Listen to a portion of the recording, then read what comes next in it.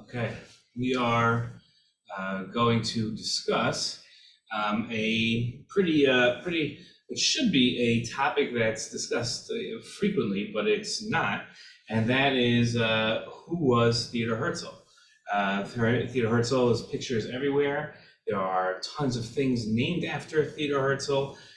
There's a city named after Theodore Herzl. There are highways named after Theodore Herzl, streets named after Theodore Herzl, and Theodore Herzl is this almost like mythical figure in modern Israel and modern Zionism. He's credited with starting modern Zionism, so that's if his first line of his obituary, or today we would say his Wikipedia page, is that he's the founder of modern Zionism. So in that sense, that's a pretty impressive type of thing that we say about him, but we don't really know that much about him. People think they know a lot about him. People talk about him pretty frequently, but we don't really know that much about him, and we don't talk about him enough, and haven't really spent time investigating who he really was. And that's what I'd like to look at, not sort of to build up, not looking to build him up into something that he wasn't, and sometimes we do that with our figures. We tend to make them greater than they actually are. But let's take an honest look at Theodore Herzl, and that's what we'll do here. So first, I want to start off with a quote. For those that are watching on certain platforms, you can see the quote, but for those not, I'll read it out. It says, this is a quote. It says, "The Jews have nothing to do anymore with their historic homeland.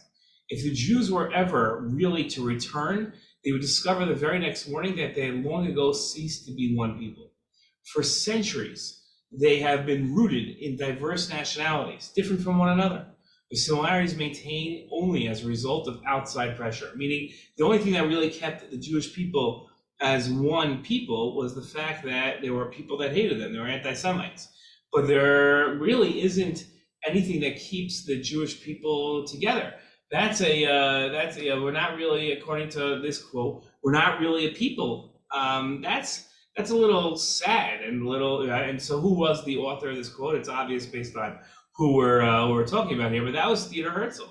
And Zionists, if you show them this quote, they're shocked to hear that the Jewish people are really just diverse nationalities. We're not our own people. This is not the Herzl of Zionism, right? That we would find out we finally reached the zenith of our hopes and dreams and come back to Israel, and then our people are going to sit there and say that really the only thing that kept us together was anti-Semitism, and now we find out we're not really a people. So that's most people would not think that that's a Herzl type quote. And Herzl essentially really ridiculed the idea of mass return of the Jewish people to Israel.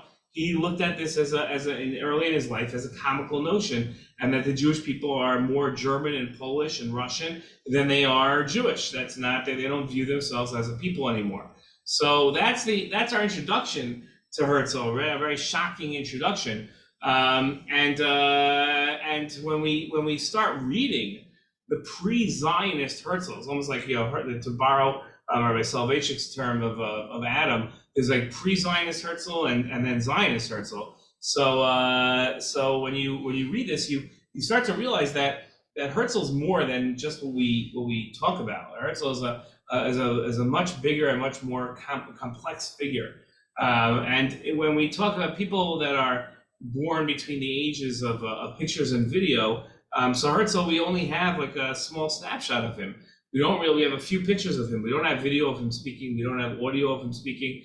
And forever muted, these people's voices and dynamism are figures of our own imagination. We sort of put this mystical type of view on these people, and that's not really reflective of reality. And Herzl, in his life, he was simultaneously vilified and praised by the Jewish people. There were places that he would go where they felt that he was undermining Jewish tradition, and others felt that he was almost like Messiah, like a biblical prophet. In his new work. It's a couple months old, but it's basically new on Herzl's writings. So Dr. Gil Troy, he wrote something called Theodore Herzl and the Jews' leap of hope. Excuse me. So he wrote about the first Zionist Congress. He quotes one delegate from Odessa. His name was Mordechai Ben Ami, and he wrote, "Before us rose a noble, almost angelic figure, whose deep and piercing stare mixed quiet majesty with unutterable sorrow. There was not the elegant Dr. Herzl of Vienna, but a royal scion of the House of David, risen suddenly from the grave in all his legendary glory." It's a pretty amazing description of like an angelic royal figure. And that's how this delegate to the Zionist Congress, that's how he saw Herzl. He saw Herzl as their king, this angelic figure, noble, a royal. It's a real from the House of David. We're talking. This is messianic language. That's how the delegate saw him. So on the one hand, you have people that are. It's really incredible. You have people that viewed him as the worst, most heinous type of danger to the future of the Jewish people, and other people who saw him as this king, this majestic figure who was going to save the Jewish people from the dangers that lurked outside. Now, Dr. Herzl was almost the person he was most frequently compared to was Moses. There's many similarities between the two men. Right, both leaders, right, brought their people back to Israel, but didn't actually make it with them. Right, it's fascinating. Herzl, brought the people back to Israel. He was this spark, but Moses was prohibited from coming into the land. He was divinely punished, and Herzl sort of had the same experience. They both, right? He was not. I don't know. God didn't let him in, but they were both prohibited from coming into the land, even though it was due to their efforts that their people were able to return to the land of Israel. Both set the foundations for a Jewish commonwealth, but weren't able to witness its achievement. Right? Both Moses and Herzl never got to see the first commonwealth was what Joshua created, and Moses never got to see it. And Herzl created the state of Israel, but never got to see it. He died 40 years before the state of Israel was created. So they were both tragic figures, Herzl and Moses, in the fact that they had accomplished so much, achieved so much, done so much for the Jewish people, led the Jewish people so much, but were not able to actually see what they achieved. Okay, but at the same time, while there are many similarities between a Herzl and a Moses, there were a lot of differences. Okay, and the chief difference between them was that Moses was dedicated to Torah. He was dedicated to a religious, observant lifestyle. Herzl was the farthest thing from it. Okay, now another similarity you have between the two of them was that Herzl and Moses were first reluctant to take on their mission, right? And the essay that the quote that we opened with of Herzl doubting the fact that the Jewish people are even a people anymore, that shows Herzl's hesitation to this plan, right? He did not want to lead the Jewish people. He didn't even think it was a good idea. And Moses, when he heard that God said to him, "I'm going to send you to Paro. You're going to free my people, the Israelites, from Egypt." So Moses said, "Who am I that I should go to Paro and free the Israelites from Egypt?" Right? So they were both reluctant. Moshe doubted himself. Okay, and Moshe doubted himself, but Herzl doubted the connection between the Jewish people and the land of Israel. Right? The difference demonstrates that while Moses and Herzl had some items in common, right, that we can make a comparison between the two men, they were really quite different. Okay? Quite different between them because, again, Moses doubted himself. Herzl doubted the Jewish people. Now, again, both of these figures will transition and evolve into the leaders that they were. Moses will gain the confidence that he needs, and Herzl will gain a belief in the Jewish people. Right. So that's that's a tremendous difference, but at the same time, a similarity. Now, many people are critical of Herzl, being known as the founder of modern Zionism. They think that Herzl wasn't the first thinker during his lifetime to come up with this idea that the Jewish people should return to Israel. Now, nobody thinks that Herzl was the first person to ever, come up and be a thinker and be the first one to come up with Zionism. Obviously, we're talking about people for thousands of years. The Jewish people have wanted to return. At the end of our Pesach Seder, at the end of our Yom Kippur, we say that next year we want to return to Jerusalem, and next year we'll be in Jerusalem. So for thousands of years, Jews had obviously always dreamed of going back to Israel. At the same time, and there were Jews that actually did go back to Israel, right? That did happen. But we talk about people that they say that Herzl wasn't even the one that coined the name Zionism. There are other critics that charge that Herzl didn't truly galvanize the Jewish people, that during his lifetime, very few people came to Israel. 95% of the Jewish world during Herzl's time opposed the idea of Zionism. They felt that Zionism was dangerous to the Jewish people. They felt that it wasn't going to be a positive step for the Jewish people. So many religious Jews criticized Herzl's secular approach to Israel. They saw him drawing Jews away from the Torah. So many rabbis rejected Zionism and rejected Herzl because they saw him as a traitor to traditional Judaism.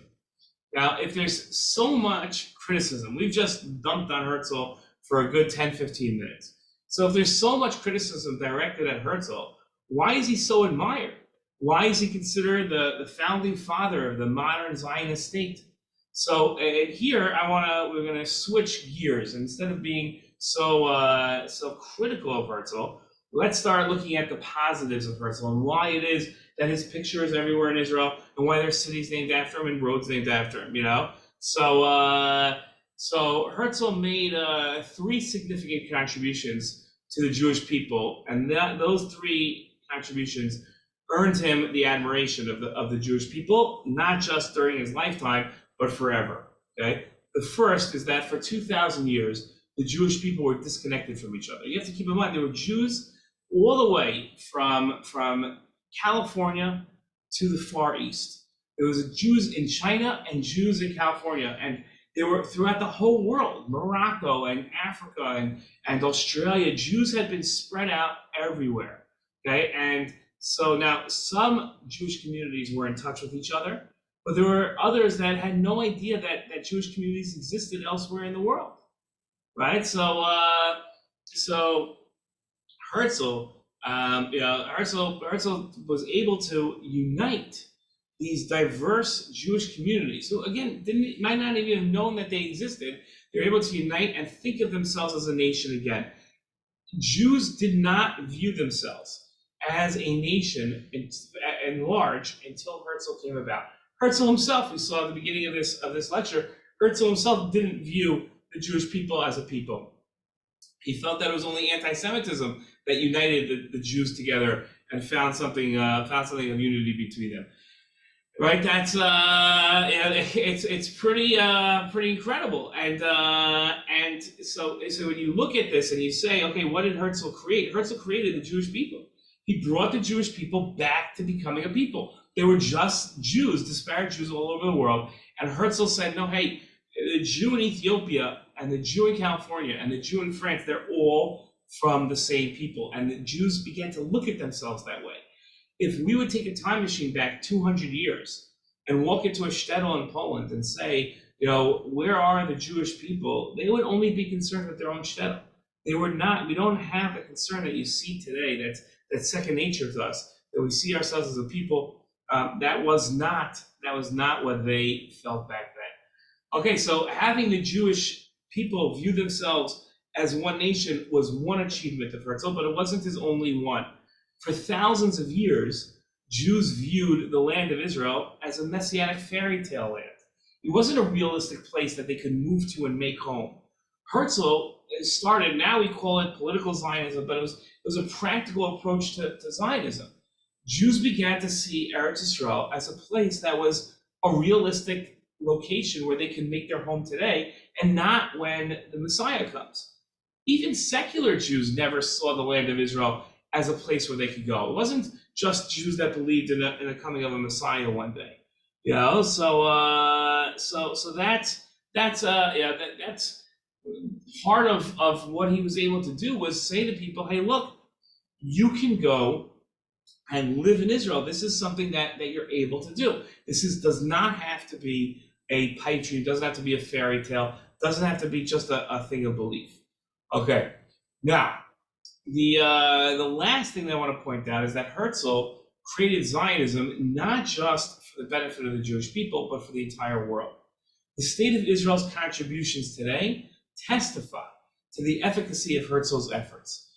What he envisioned and what came true was that the Jewish people wouldn't be in a silo, but the Jewish nation, the Jewish state would be there to aid the world. And that we see all the time, whether it's our technological development, whether it's when there's a crisis of meteorology or a natural crisis, the Israeli state is the first one to send people there.